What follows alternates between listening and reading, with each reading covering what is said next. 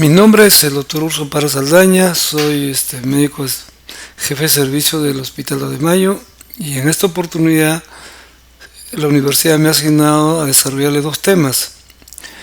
El primer tema se trata de las lesiones premalignas de cervix y el segundo tema, cáncer de cervix. Entonces, vamos a comenzar a desarrollar el primer tema.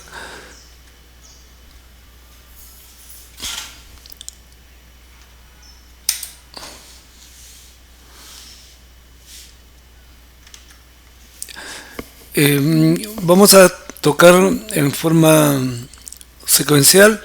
Iniciaremos con una introducción, luego hablaremos de la definición de estas lesiones premalignas, la etiología y epidemiología, posteriormente la clasificación, los factores de riesgo, la historia natural, el cuadro clínico y diagnóstico, tratamiento y el manejo y finalmente los algoritmos. Muy bien. Iniciaremos diciendo pues que las lesiones premalignas es un concepto que se introdujo desde 1947, ¿no es cierto?, cuando se observó que podían identificarse cambios epiteliales que tenían la apariencia de cáncer invasor, pero que en realidad no se comportaba como un cáncer porque estaban limitados solamente al epitelio. Estudios posteriores mostraron que si estas lesiones se dejaban sin tratar, podían progresar a un cáncer de cuello uterino. Entonces, se identificaron como lesiones precursoras precoces y le llamaron displasias, ¿no? Posteriormente, estas displasias fue cambiando a un concepto en la cual lo llamaron neoplasia cervical intraepitelial.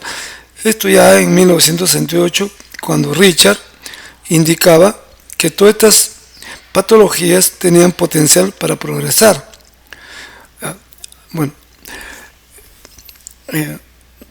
Después, en el 2001, se establece el sistema Bethesda, donde ya los resultados de exámenes citológicos se encontraron células epiteliales escamosas anormales, ¿no? Y también lesiones intraepiteliales escamosas de bajo grado y lesiones intraepiteliales escamosas de alto grado. Y ya más adelante en la clasificación veremos cómo se corresponden cada una de ellas. Pero antes tenemos que hablar recordar un poco de anatomía. Ustedes saben que el cuello uterino tiene una parte que es una parte supravaginal donde está el exocervix y una parte que está en el endocervix. Bueno, todo el problema de estas lesiones se desarrollan en una zona llamada zona de transformación. ¿Y qué es esta zona de transformación? Es el área del cervix compuesta por metaplasia escamosa y está limitada en su borde externo por la unión escamo-columnar y en el interno por la unión escamo-columnar fisiológica, en donde se va a iniciar un nuevo epitelio columnar. ¿Y qué es la metaplasia? La metaplasia pues es un cambio irreversible en el que una célula diferenciada se va a sustituir por otro tipo de célula, ¿no?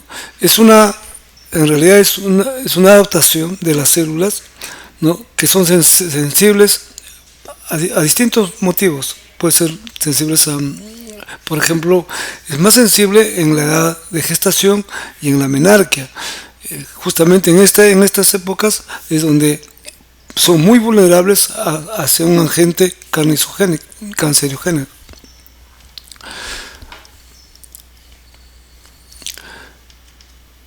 Acá tenemos en esta gráfica, tenemos la zona de transición, ustedes ven en la gráfica y su correspondencia en una fotografía de un cuello con una lesión aparentemente una eritroplasia, pero no es una zona de metaplasia, ¿no es cierto? Ahí pues, se puede ver claramente la zona de transformación donde se va a producir todos estos cambios de llamadas lesiones preinvasoras y posteriormente puede llegar a ser un cáncer. Entonces definimos la displasia cervical como un conjunto de cambios caracterizado por la presencia de atipias celulares, ¿no?, en el epitelio, que por lo general conservan su arquitectura y que siempre están encima de la membrana basal. Van a comprometer en distinta proporción el espesor del epitelio según el grado de lesión. Lo que es importante es recordar que la displasia no es cáncer. En cuanto a la etiología y la frecuencia, la etiología en el 90% de las lesiones son atribuidas al virus del papiloma humano, ¿no? Solo cierto tipo de virus van a provocar estas lesiones preinvasoras de alto grado y cáncer. Fundamentalmente están los papilomas 16, 18, 31, 33, 35, 45, 51, 52, 56 y 58. El virus del papiloma humano más común en el cáncer invasor y en el NIC2 y en el NIC3 es el tipo 16, que se encuentra en el 47% aproximadamente, ¿no? Y si sumamos el tipo 16 y el 18, generalmente se encuentra comprometido un 70% de las mujeres. Ahora, digamos, el papiloma 16 es el más frecuente en cuanto a afecciones en el exocervix, ¿no? En el exocervix, y en el endocervix afecta más el 18.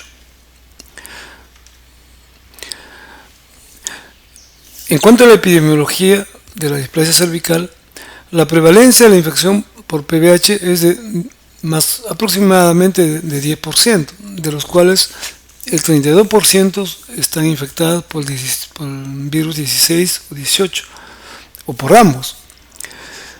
La infección por el papilomavirus es más frecuente en mujeres menores de 35 años, pero existe un segundo pico después de los 45 años. Esto probablemente por algunos cambios en las costumbres sexuales. La prevalencia de estas lesiones preinvasoras es de 10 a 15%. Las edades de máxima prevalencia son entre los 15 y 30 años para los NIC1, de 30 a 40 años para los NIC2 y de 35 a 49 años para los NIC3. La historia natural de esta enfermedad implica la progresión gradual por etapas intraepiteliales preinvasoras. Según diferentes estudios, la neoplasia intracervical 1 regresiona en un 70% de los casos. La neoplasia intracervical 2 va a progresar a carcinoma in situ o más en un 25%. En cambio, las NIC3, acá está NIC2, perdón, la NIC3 debe ser NIC3, progresa a cáncer invasor hasta un 70% y una tasa de regresión de 32%.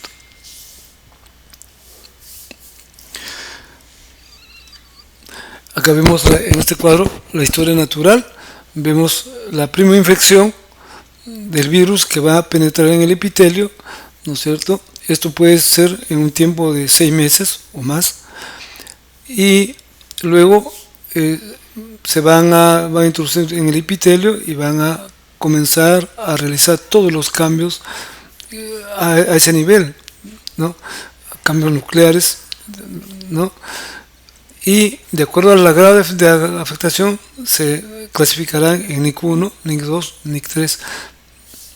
NIC1 es cuando solamente la tercera parte del epitelio está tomado, NIC2 cuando las dos terceras partes, y NIC3 cuando el 90 al 100% de las células epiteliales están tomadas, ¿no? Y acá tenemos en la parte final el carcinoma invasor cuando ya rompe la membrana basal del epitelio y entonces comienza ya un proceso de invasión celular. Entonces las displasias leves también se le nombra, como vamos a ver más adelante en la clasificación en forma más clara, lesión intraepitelial de bajo grado, el NIC2 y NIC3 de alto grado, ¿no? Y también va a incluir al carcinoma in situ. se dice que hay una regresión de la displasia leve en, al año. Si una persona está con displasia leve, al año hay una regresión espontánea de un 70% de pacientes afectadas. A los 2 años, un 90% de pacientes infectadas. Hay un pequeño porcentaje que puede persistir. Muy bien. En cuanto a la clasificación, acá tenemos, esta es la clasificación actual, en la cual se clasifica solamente en 2, ¿no? Y lo vamos a ver sus correspondencias. La lesión intraepitelial de bajo grado, que va a incluir a la infección por papilomavirus, o a la neoplasia intracervical 1, o displasia leve. La lesión intraepitelial de alto grado, que va a incluir a los NIC2, que equivale a una displasia moderada, o a las NIC3, que equivale a displasia severa, y al carcinoma in situ. Entonces, esta es la clasificación actual. Acá podemos decir algunos cambios que suceden en cada una de las displasias, sea leve, moderada o severa. En la displasia leve o NIC1 va a existir pues una maduración, ¿no?, con cambios nucleares y pocas figuras mitóticas, ¿no? Y generalmente está afectada el tercio inferior de las capas epiteliales.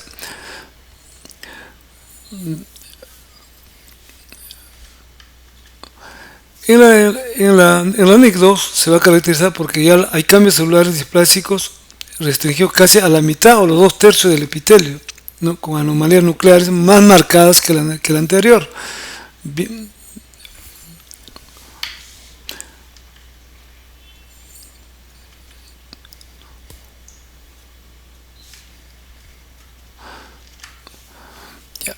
Y en las neoplasias cervicales de grado 3 ya va a existir una alteración evidente en la arquitectura del epitelio, ¿no? Estos son cambios que ve el patólogo. Ellos van a ver un epitelio intensamente teñido por el aumento de la densidad.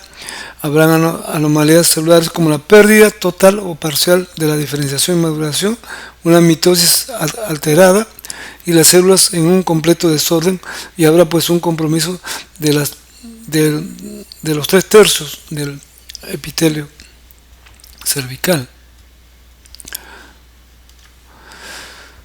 Muy bien, entonces ahora comenzamos a hablar de los factores de riesgo. Dentro de los factores de riesgo tenemos que mencionar en primer lugar a la presencia del papiloma virus humano, ¿no es cierto? Entonces, ese es uno de los primeros factores de riesgo que debe haber. Sin embargo, hay otros factores que van a coadyuvar a la persistencia o a la sospecha, ¿no?, en cuanto a nuestro diagnóstico o para que se inicie la enfermedad. Como es, por ejemplo, tenemos que sospechar cuando una paciente nunca se ha hecho un Papa Nicolau, tenemos que tenerlo presente eso como un factor de riesgo. O cuando una paciente está con inmunosupresión, o otro factor sumamente importante es la conducta sexual. Estamos asumiendo de que estas lesiones premalignas de cervix se deben, y el cáncer también se debe a la presencia del papilomavirus humano, que es un virus. Por lo tanto, estamos hablando de que es una enfermedad infecciosa y donde tiene que jugar un rol importante la conducta sexual, ¿no? En este caso de conducta sexual hablaremos pues de las relaciones a temprana edad, y entendiéndose por ella en algunas literaturas, en algunas literaturas dicen que se refieren a menores de 16 y en otras a menores de 18, ¿no es cierto? Otro factor de riesgo es el bajo nivel socioeconómico. El bajo nivel socioeconómico, el uso de anticonceptivos orales, la multiparidad, el tabaquismo, ¿no? Y nosotros debemos entonces poner énfasis en la infección por el virus del papiloma humano. Se ha demostrado que esta infección...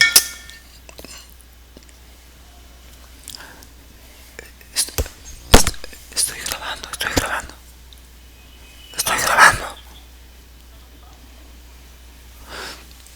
Se ha demostrado que la infección por el papilomavirus humano es la causa necesaria, pero no la única, suficiente del cáncer cervicuterino. Esto va a sugerir que otros factores adicionales que actúan conjuntamente con el papiloma influyen en el riesgo de la aparición de la enfermedad. Entonces, estos virus es necesario que ustedes lo conozcan. Tienen que saber que los virus 16 y 18 son los causantes de alrededor del 70%, ya hemos dicho, de cáncer de cuello uterino, ¿no? Y hay otros que están dentro del grupo de alto riesgo, como se mencionan acá en esta diapositiva, que aparte del 16 y 18 está el 31, 33, 35, 39, etc.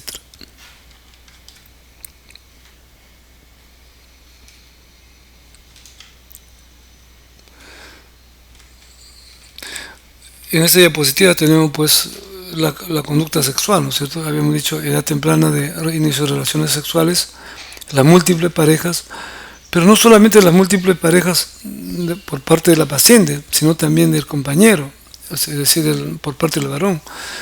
Entonces estamos hablando de cierta promiscuidad por parte de la pareja de la paciente también. Hay que tener presente eso. En cuanto al diagnóstico, tenemos que usar algunos criterios. Los síntomas y signos. Generalmente esta enfermedad cursa en forma asintomática.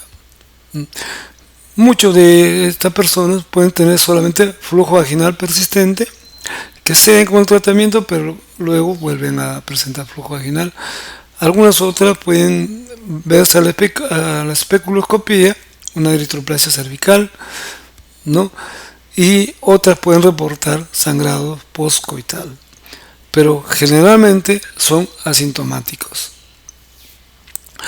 ¿Qué exámenes auxiliares nos pueden ayudar en el diagnóstico? El Papa Nicolau, ¿no es cierto? El Papa Nicolau es un examen de tamizaje muy antiguo que nos sigue siendo útil, aunque su sensibilidad es un poco baja, pero de todas formas va a formar parte de la batería de tamizaje. El Papa Nicolau es uno, luego la inspección visual con ácido acético IVA, que se puede realizar en consultorio externo, ¿no? Usando el ácido acético al 4 al 5%. La inspección visual con yoduro de Lugol, el IVIL, o también algunos llaman el test de Schiller, ¿no? Luego, en caso el centro o el hospital donde ustedes laboran o trabajan, donde les toca estar ahí, el test de PVH, ¿no? Se trata de aislar el papiloma de alto riesgo. Y la colposcopía, ¿no? Donde puede realizarse o no la biopsia. La colposcopía nos va a permitir, nos dirige para ver si podemos realizar una biopsia o curetaje endocervical, si el caso lo amerita. Hablando del Papa Nicolau, ¿no? Sabemos que es extendido tanto del exo y endocervix, y su sensibilidad en algunos reportes de 30, algunos dicen 70%, va oscilando entonces de 30 a 70%, sin embargo su especificidad es más o menos 90%. Pueden darnos unos falsos negativos 30 a 50% y falsos positivos de 5 a 70%. Hay algunos errores en la toma de la muestra, en la lectura de la muestra. Y la colposcopía, pues, que nos va a permitir visualizar el cuello uterino, ¿no? Usando una lente de aumento, ¿no? Y en la colposcopía, pues, nosotros previamente tenemos que hacer el IVA, ¿no? Y también luego el test de Schiller. Es decir, el objetivo principal de la colposcopía es guiar a la biopsia. Y nos podemos equivocar en el diagnóstico, sí, tenemos que tener presente que debemos hacer el diagnóstico diferencial de estas lesiones premalignas con una cervicitis aguda o crónica, cuando hay presencia de condiloma cervical, cuando existe un ectropion o la presencia de un pólipo cervical.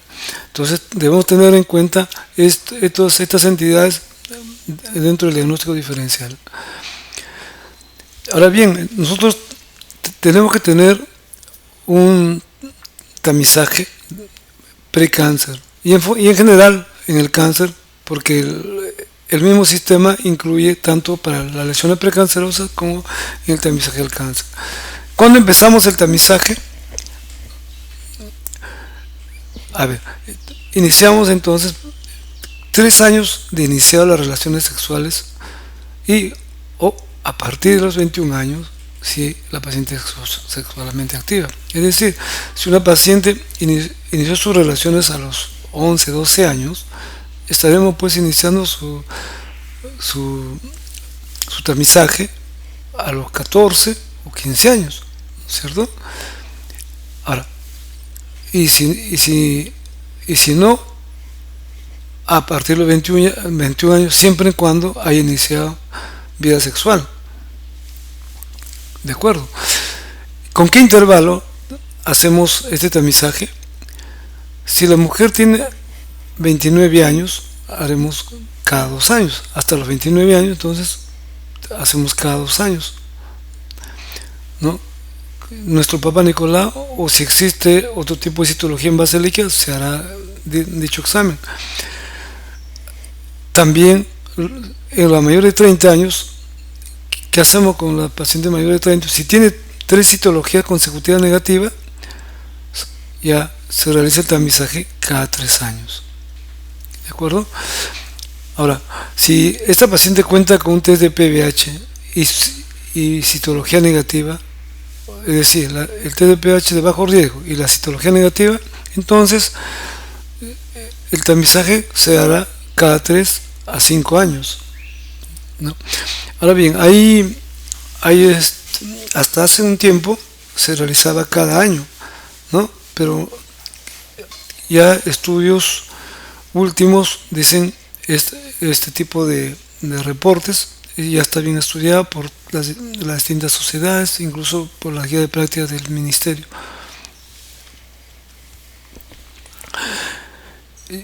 Si las mujeres con cierto factor de riesgo, si existen mujeres con cierto factor de riesgo como enfermedad del VIH, inmunodeprimidas, o pacientes que han tenido NIC2, NIC3 o cáncer in situ y han sido tratadas, ¿no? Y además tienen una infección de PBH alto riesgo, pueden necesitar un tamizaje más frecuente. Es decir, nosotros tenemos que de repente individualizar a nuestra paciente, ¿no es cierto? No, estos simplemente son parámetros que nos van a permitir un buen manejo, pero finalmente el médico va a tener que individualizar a su paciente de acuerdo a sus factores de riesgo. Muy bien. ¿Cuándo dejamos de realizar el tamizaje? Cuando la mujer tiene 65 a 70 años o más y tiene 3 citologías negativas continuas y ninguna anormalidad durante 10 años. Entonces nuestra paciente ya pues ha tenido sus 3 Papa Nicolau consecutivos negativos y ya tiene 65 o 70 años, ya no debemos realizar el tamizaje. B. ¿Qué otra situación? Cuando no hay factores de riesgo de cáncer cervical, si no hay factores de riesgo, no debemos estar realizando este tamizaje frecuente. O cuando hay antecedentes de histerectomías totales por causas no relacionadas a patología cervical, siempre y cuando tengan 3 PAP negativos. Muy bien, el problema de esta lesión preinvasora de cáncer ha tenido últimamente distinto tipo de manejo de acuerdo a cada sociedad, la sociedad de colposcopía, la sociedad de patología, la sociedad de oncología, ginecología, la sociedad misma de ginecología. Entonces, han hecho estudios y tienen fluxogramas distintos. Nosotros hemos tratado de de estudiarlo cada uno de ellos y agruparlos, porque estamos realizando una guía de práctica propia para nuestro hospital, para el servicio de oncología ginecológica del Hospital 2 de Mayo. Es así que hemos estudiado todas las últimas bibliografías, incluyendo las guías de práctica clínica del Ministerio de Salud del 2017, como ustedes van a ver en la bibliografía. Entonces, esto más o menos lo hemos consensuado con todos los médicos del servicio y es lo que les estamos ofreciendo a ustedes, pero están debidamente actualizadas. Entonces, el manejo según nivel de complejidad y de acuerdo a la capacidad resolutiva. Prevención primaria. ¿Cómo hacemos una prevención primaria? Vacunando contra el virus del papiloma humano. Tenemos 3 tipos de vacunas, ¿no? La bivalente, que se llama Cervarix, ¿no? Que fundamentalmente es para el papiloma 16 y 18, la tetravalente, llamada comercialmente Gardasil, que es para los papilomas 16, 18, 6 y 11, y la última, la tercera vacuna, es la nonavalente, comercialmente llamada Gardasil 9, que va a proteger contra los papilomas 6, 11, 16, 18, 31, 33, 45, 52 y 58. Es decir, para todos los virus más frecuentes de alto riesgo, ¿no? y el 6 y el 11 de bajo riesgo. Entonces, ¿cuál va a ser nuestro plan de trabajo? Cualquier prueba de tamizaje positiva, es decir, ya estamos hablando de prevención secundaria, debe realizarse colposcopía con o sin biopsia dirigida según corresponda. Lugar y forma de atención lo podemos hacer en forma ambulatoria en el consultorio externo, donde podemos realizar perfectamente un Papa Nicolau, un IVA o un IVIL. Eso lo podemos hacer rápidamente en el consultorio y detectarlo, ¿no? En sala de procedimiento ya un poco más sofisticado, que hacemos colposcopía, Conolip, crioterapia, ya como tratamiento sería, y Conolip diagnóstico. En sala de operaciones ya la paciente va a requerir hospitalización, donde podemos hacer un Conolip diagnóstico cuando los casos lo ameritan, conofrío diagnóstico terapéutico, aparte de los conos, histerectomía amplia vagina. Ahora, el manejo de las lesiones según informe citológico. Veamos, entonces, cuando la citología me dice que es negativa, entonces la paciente entra a un control convencional. Ahora, si el Papa Nicolau me dice células escamosas de significado indeterminado, ASCUS, entonces tengo opciones.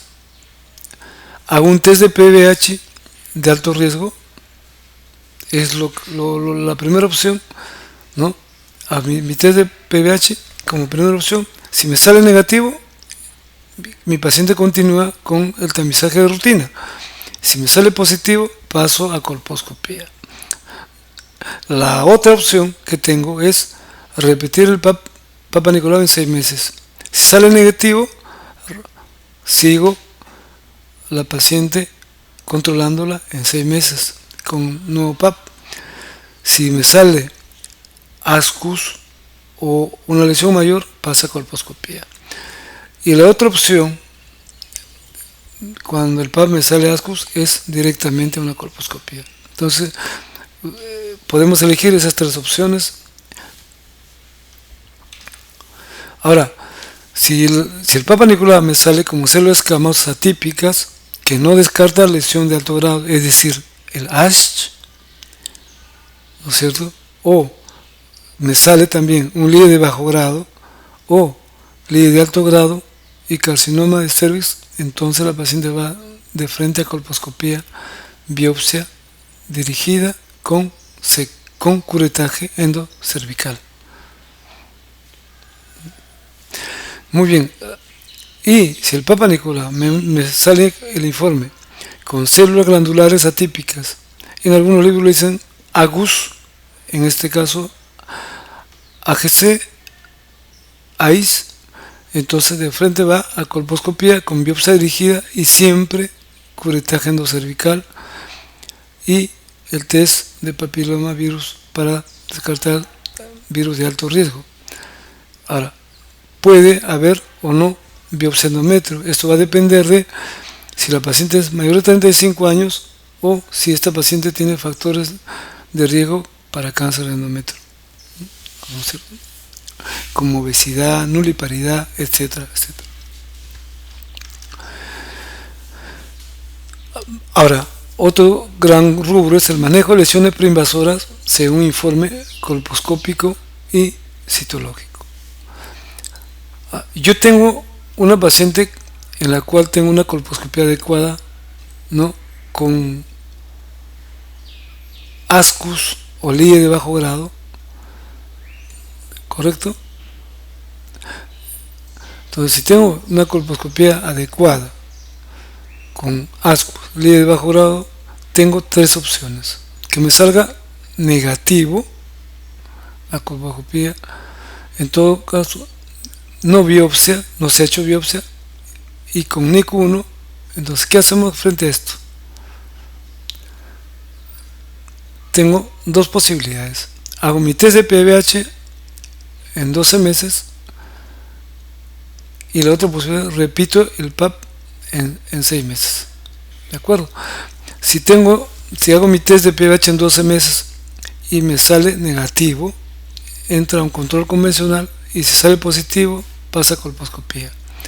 Si al repetir el PAP en 6 meses, el PAP me sale negativo, control convencional, y si es mayor o igual a ascus, pasa a colposcopía.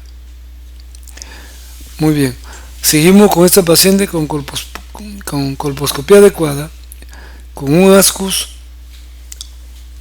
o LIE bajo grado, ¿no? Si me sale NIC2 o NIC3, entonces la opción es hacer un ConoLIP o un cono frío diagnóstico o crioterapia. Tengo esas tres opciones. Y si me sale en esta colposcopia adecuada con ascus, LIE de bajo grado, microinvasión, entonces pasa de frente a hacer cono frío para ver el grado de extensión de la microinvasión. Ahora, la otra opción es que tenga una colposcopía adecuada con ASH o LIE de alto grado. En este caso hay dos opciones: cuando uno ve la lesión y cuando no ve la lesión. Si se ve la lesión, habrá que hacer una biopsia dirigida y curetaje endocervical.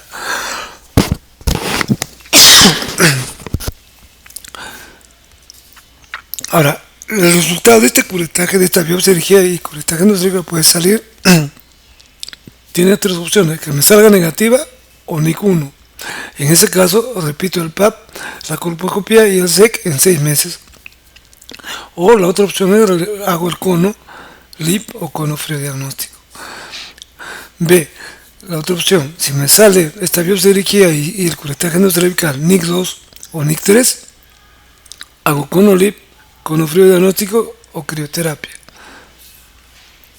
Y si me sale microinvasión, cono frío. Ahora, si no veo lesión, entonces de frente se hace un curetaje endocervical. Si el curetaje endocervical me sale negativo, repito el PAP, la colposcopía y el curetaje endocervical en 6 meses versus un cono diagnóstico. Si este curetaje endocervical sin ver la lesión me sale NIC1, NIC2 o NIC3, hago el cono LIP y el cono frío diagnóstico.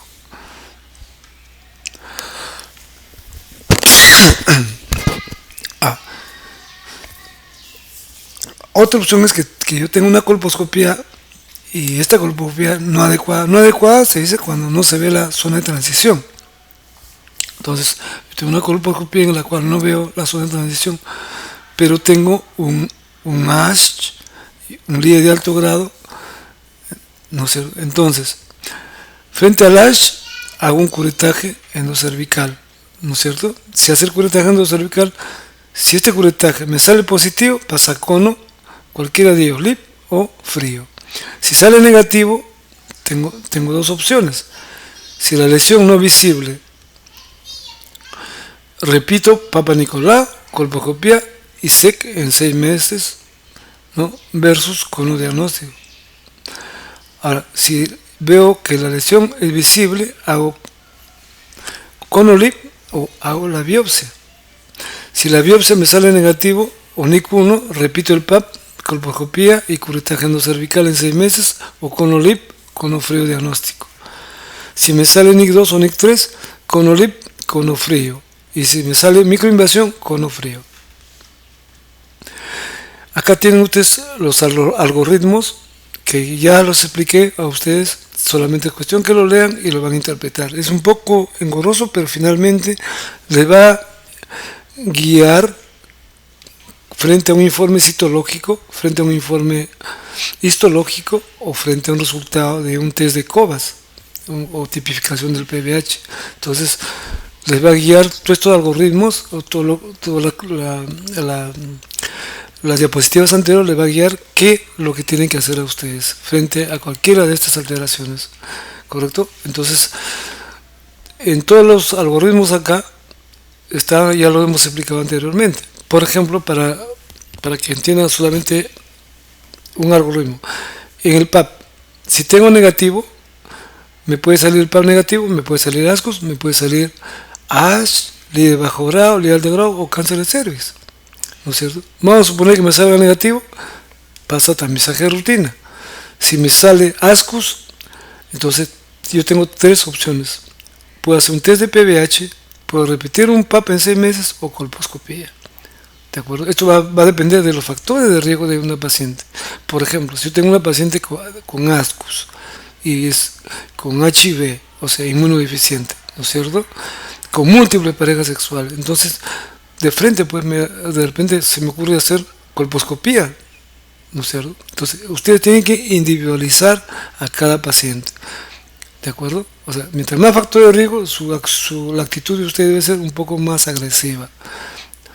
Ahora, si el Papa Nicolau sale AH, líder bajo grado, líder alto grado o cáncer, colposcopía de frente, ¿me entienden? Y así está explicado todo ya lo hemos explicado. Ahí está el ASCUS, qué es lo que tiene que hacer frente a un ASCUS, está todo bien explicado, detallado. Acá cuando la colposcopía le sale colposcopía como ASCUS y le lleva bajo grado, ya saben lo que tienen que hacer, y está así todo detallado, ¿sí? Es cuestión que lo lean y van a poder ustedes a realizar. Ahora, si usted no tiene un centro, un lugar donde exista colposcopía, o usted no hay una persona internada, pues tiene que mandarlo al de mayor complejidad, como ya se mandó, como ya se mencionó en las diapositivas anteriores. Muy bien, es todo lo que tengo que decirles con respecto a lesiones preinvasoras. La siguiente clase es cáncer de cervix.